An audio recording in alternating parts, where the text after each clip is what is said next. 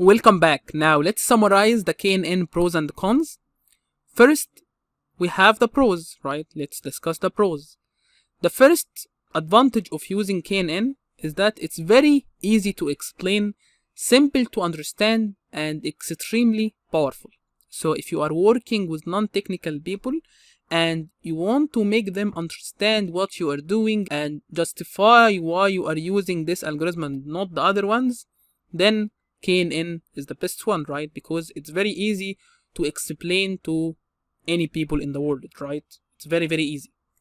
The second advantage of using KNN is that it doesn't require any assumption on the data distribution. And we saw this before and emphasized this point many times, right? It's the first choice when there is no prior knowledge or very little knowledge about the data distribution. So if you are not really sure about the data distribution, because as we will see, some machine learning models are sensitive to the data distribution, right? So you need to have a deep understanding of the data distribution or some prior knowledge for the data.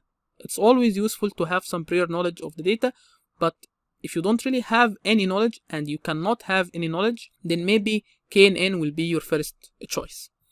And it can also be used for regression and classification problems.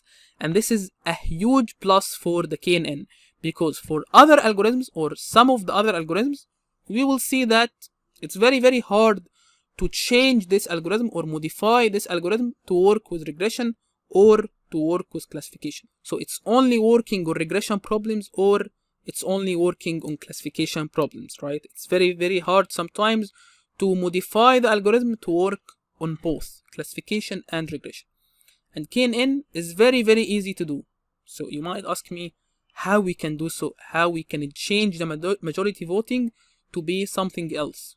Basically, instead of just taking the majority voting, you will take the average. So you have everything as it is, you will just change majority voting to be average voting. And that's it. You have a regression KNN.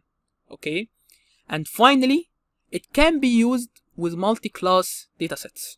So we saw this in the Stanford demo, right? We saw that we can have more than one class. We can have 2 classes. We can have 3 classes. The iris dataset, in fact, has 3 classes, right? It's not a binary classification problem. So we used KNN with no problems. We didn't really need to do any modification on the code, right? Some other algorithms are only working for binary classification datasets. So it's very, very hard then to change the implementation of the algorithm in order to work with multi-class datasets. And as we saw, KNN can be used with multi-class datasets. So this is also a huge plus for KNN. Now, let's talk about the cons, right? The first problem with the KNN is that the efficiency of the algorithm declines very fast as the dataset grows, right? It's an exponential decline. And we saw this before, right? We saw this when we were talking about the curse of dimensionality. And this comes at a cost of making the prediction step relatively expensive. So what comes at a cost? Not knowing anything about the data, or we don't really make any assumptions about the data distribution, this comes at a cost of making the prediction step relatively expensive.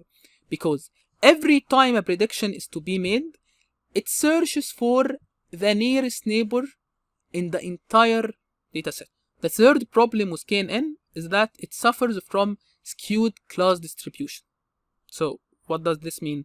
It means that if a specific class occurs frequently in the training data, then it's most likely to dominate the majority voting of the new examples, right? And we didn't really have this problem when we were working on the iris dataset because we had 3 classes and each of them shared equally, right? So we had 50 examples from the first class, 50 examples from the second class, and 50 examples from the last class. But sometimes in real world datasets, you can find that you have 80% of the data from the first class and then the other 20% are distributed on all the other classes. So this can be a huge problem for the KNN. And finally, the KNN algorithm will not work if we have any missing data, because the KNN algorithm relies on calculating the distance between the test point and all the data, all the training data. So if we have any missing value, then the code will stop and will throw an error in your face. For other algorithms, or for some other algorithms, you will find that if we have missing data, it will not be that much of a problem. Okay, so this can be a problem for KNN. So this is basically the pros and the cons of the KNN. In the next lesson, we will start working on the KNN project. So let's go.